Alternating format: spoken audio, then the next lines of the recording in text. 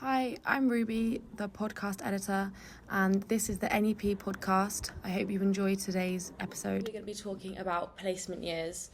So I'm just joined here with two students, one who has completed their placement year and one who is looking for a placement year.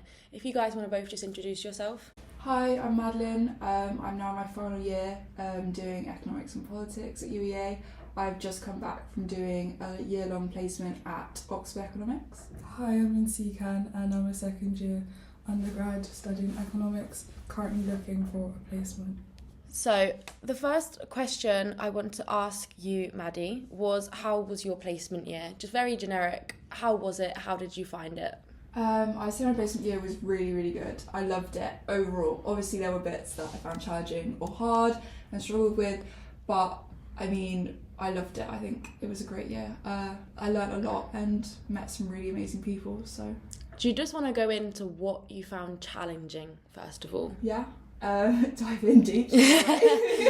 I'd say obviously going from never having worked in an office, like generally not just specifically what I was doing, but generally going from being a student, waking up at 10 a.m. in the morning to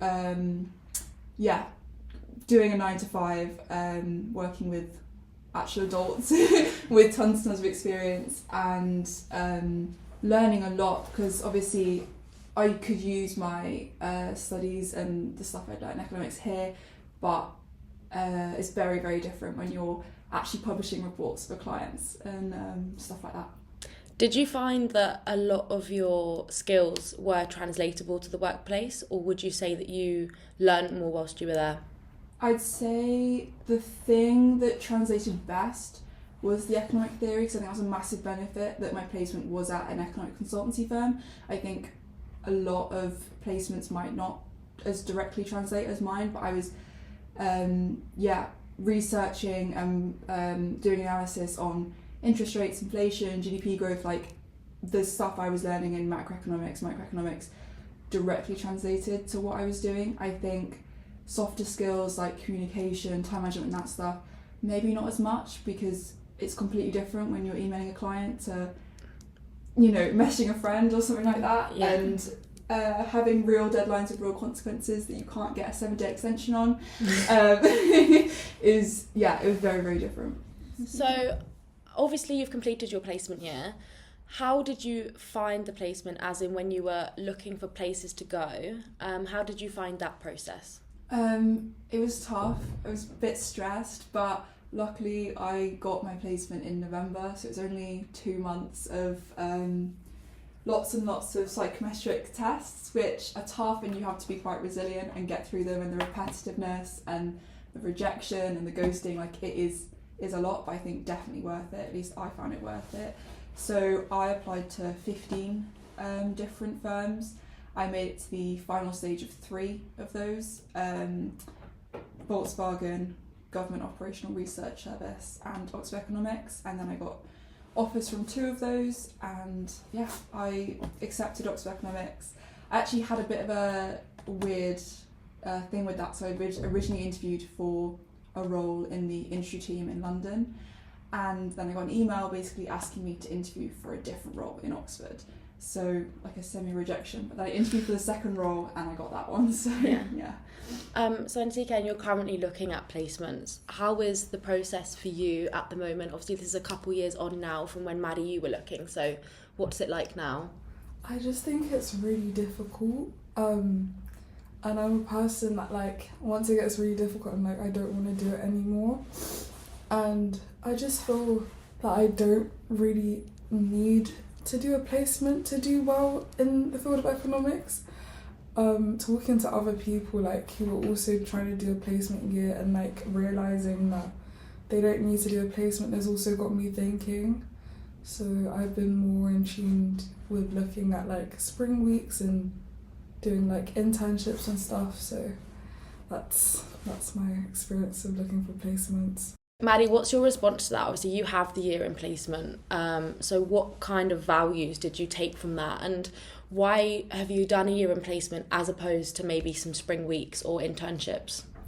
I'd say I think you're right, applying for placements is tough, but even the process of going through applications, I think has helped me for applying for grad roles as well. Even if you didn't get a placement, I think just going through the process of knowing what companies are looking for, how they test you, I think is invaluable anyway. And then, I mean, placement year, you get obviously paid a whole annual salary for a year. And it gives you, obviously you learn a lot in like a spring week or an internship, but you know, a whole year versus a couple of weeks or months, you learn a lot more, you make connections with people. You're not, you know, I got to the point where I wasn't just learning, I'd actually like felt like I understood this stuff, and then I could try and like build off that and, you know, expand my skills, and actually once I understood the basics, like develop even further. I feel like the longer you having a longer time for a placement, it gives you an opportunity to like really make the most out of the experience, I think. No, that's really interesting. I'm kind of in the middle where I was looking at a placement year and decided to pick up a couple of internships instead. That personally for me was because I wasn't sure what I wanted to do, and I didn't want to commit myself to a whole year, so opted for several weeks or a couple of weeks of experiences to kind of sift through different industries. So off the back of that, asking you, Maddie, did you know that you wanted to go into what you went into? You did a lot of like reports. Was that what you were looking for? Did you know that you liked that, or was it a bit of a chance? I'd say economic consultancy is quite a niche in like sub-industry. So obviously I wanted to do something economics related, and when I found this I thought it'd be perfect, but obviously you only know so much before you actually go experience it for yourself. So the only way you can find out if it's something you want to be in, I think, is to go try it out. So now I've done a whole year in it, I think it's definitely something I want to do for my career. Yeah. Is that something that's holding you back in CCAN? You don't know what you want to go into, and then maybe that's why you're not committing, or you're finding the process itself difficult? A little bit of both, actually. Like, I've been looking at obviously different industries that kind of link to economics, and so I don't know like if I should just settle for one thing, whereas if I can do like an internship or like spring weeks, I can like have information about all these different fields within economics and like learn more about it before I make my decision. I do think obviously it is committing a whole 12 months, 13 months of your life, but it goes so fast. And also, even if you don't like, maybe once you've done your role for a couple months, you find you don't like it, I think a lot of companies, like even if you just get the chance to talk to other teams in that company, I think even just finding out you don't like it and then seeing what else is available would still be like a really valuable use of time. Were you able to talk during your placement about moving laterally, so moving to different teams within the company? No, that wasn't really an option, but you obviously get to talk to all the other placement students who are all in the different teams, and you know, at socials or just in the office, like at the, you know, when you're getting a coffee, just talking to other people and just asking them about what teams they've been in, what teams they're doing now, why they picked that team.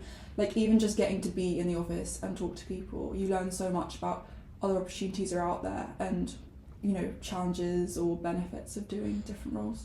Yeah, so my next question for you was, obviously when you go on something like a year abroad, you're placed in another university, you're able to meet students who are at the same place as you. How did you find that transition into working with adults and being in that industry? Were you still able to meet friends, talk to other placement students? How did you find that transition? Yeah, well, I was actually only one of 2 placement students in the Oxford office, so everyone else that was a placement or a grad was in the London office. So I didn't have I think, yeah, it was one other person in the same like decade as born as me. Yeah. So that was a bit, you know, not the most social at times, but obviously everyone was still lovely and friendly, and you know, you're as much as we are students, like you're still an adult, everyone else is adults there, like I still made friends with tons of people who maybe not be in the same like point of life as me, but you know, still friendly, still happy to help me and get to know me. Obviously I had the opportunity to travel down to London as much as I wanted, so I did see the other placement students and grads, so yeah. Did you still do a lot of events? Were there I don't know, after work drinks, or, you know, obviously uni's very large on maybe joining a sports club. How did you find that? Personally, I didn't have like the most social life during the year. I think, I mean, in the London office they have like football and like drinks. I did go to drinks in the Oxford office and stuff like that, but I chose to not move to Oxford where the office was. I chose to commute, which meant that basically I had to go home once it was 5:30, otherwise it would be like the middle of the night by the time I got back, which I think definitely I would say is my number one thing I'd change if I did it again. Okay. I'd move to the office, because the commute being 2 hours if the train was bad, which obviously always happens with English trains, 2 hours plus, meant I didn't do a lot during the week. But it did mean that I made the most of my weekends. I had the most productive weekends. I saw so many people, did so many things, and I made the most of those 2 days because it made me realise how valuable they were. And Zian, you spoke about internships in the School of Economics. If you wanted to look for an internship, where would you go? The Eco Vacancy Bulletin Board. They're quite helpful as well. I would also, like from my experience, I would also look at other like external websites like Handshake, EY, Glassdoor. This time this is Bright Network. Yeah. Rate My Placements changed to hiring now, I think. But yeah. Are those some of the websites that you looked at when trying to find companies? Yeah, so I basically just checked those like main basic websites, but also just talking to people, asking if they know anyone who's working in anything. I think that's how I found Oxford Economics, was like through connections. People had heard people working there. Obviously, Oxford Economics also give talks at UEA every year, presentation about the apprenticeships and the placements and the grad roles they have on offer. So I think that's where I first heard of it. Yeah, so UEA is quite well linked to several companies, Oxford Economics being one of them. What type of things did they talk about in their presentation when they came to UEA? I think they focused on not just what was available, because the breadth and depth of teams they have that covers all the aspects of economics, from economic impact to the large-scale macro side of things, forecasting whole economies. Both of you have decided to do your BSc alongside a placement year, as that's what you signed up for.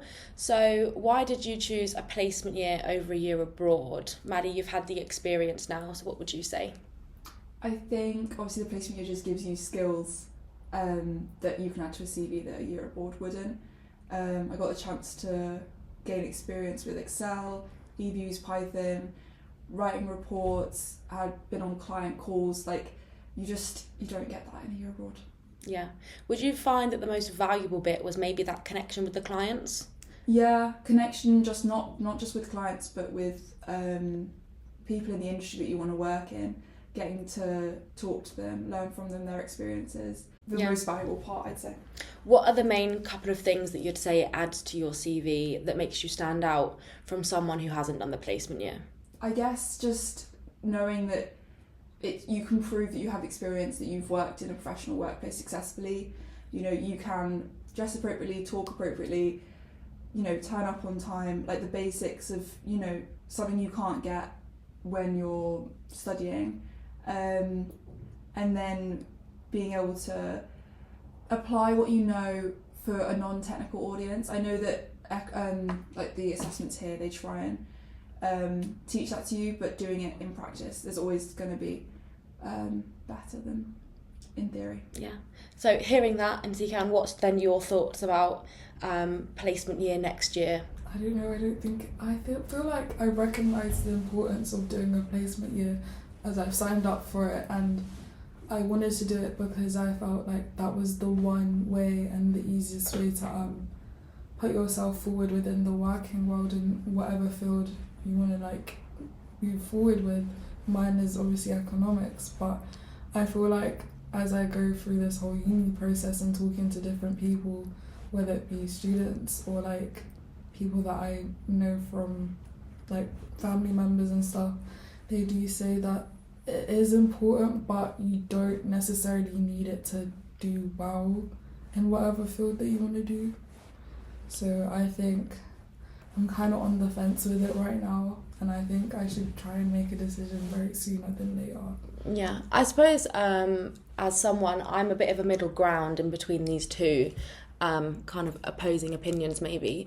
I looked at placement years but decided to stay on for my third year without a placement year or year abroad. And I think the value that added to me was I've been able to be part of the NEP this year. I got voted as Vice President of Lifting, which I potentially wouldn't have got if I'd have gone and then hadn't known people when I came back to obviously vote for me. I've also got a scholarship for my sport. So there's definitely things that in third year, if you want to engage with, they can add to your CV, and potentially things that wouldn't be there if you were to go away for a year. So I suppose my next question back to you then, Maddie, is do you think that you'll have a job? Do you think that the placement year has given you a job? Good question. So most placements, I'd say, for the majority of people that I know that did one, tend to get a grad role offer. I got basically moved to the final stage, so my interview is next week. Good luck. And obviously having worked at the company gives me a massive advantage during the interview because I already know the culture and the kind of work they do. But yeah, it didn't directly give me a grad role, but I think it has helped me, again, because I know what they're looking for in applications and what's successful when applying, and then also it has given me insight into this specific company. And in terms of obviously leaving for a year, not leaving for a year, how did you find the transition coming back to uni after having that rather structured 9 to 5:30 life? Yeah, how was it like coming back? It has been a big change. It's crazy how quickly you can forget what student life is like when you've been involved in 9 to 5 for 12, 13 months. But it's been okay. I think it helps that I know quite a fair few other people that did placements, so it's not like I've come back and I don't recognise anyone. I mean, when I went back to my sport, people did think I was a fresher because they didn't recognise me, which was funny, but I don't think it's the end of the world. Like, I've, made new friends and I've been enjoying it. And I think, the structure of the 9 to 5 has helped me when doing my uni work. It's given me that ability to focus for long periods of time, get up early in the morning, be more efficient when I'm working. So yeah, I think it has been helpful, but it is a big disruption. Yeah. Was it difficult coming back? Did you find that maybe, back to a new pace of life, less structure, less guidance, potentially having to do more work by yourself? Or would you say that being in a job where you're given a lot of freedom in your placement year, so there wasn't too much of a shift in kind of ownership for your work and meeting deadlines? Yeah, I'd actually say the placement helped with that. I got left to my own devices on the whole, once I'd gotten my ground in the first couple of months. I think it's helped. I think being told you need to complete this task and then expected to deliver it on a specific date was the majority of my year, so I think that helps when it comes to doing assessments. So I know that in the School of Economics, there's certain support when you're finding your placements. And Sikan, as someone who's currently looking for a placement, do you have any questions for Maddie? Did you find the placement workshops at UU useful?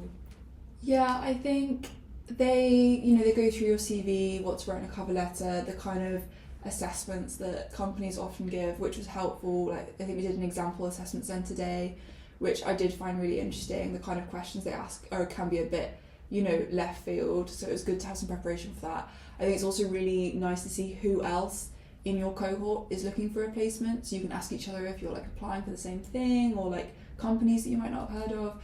So yeah, I definitely think it does add some benefit.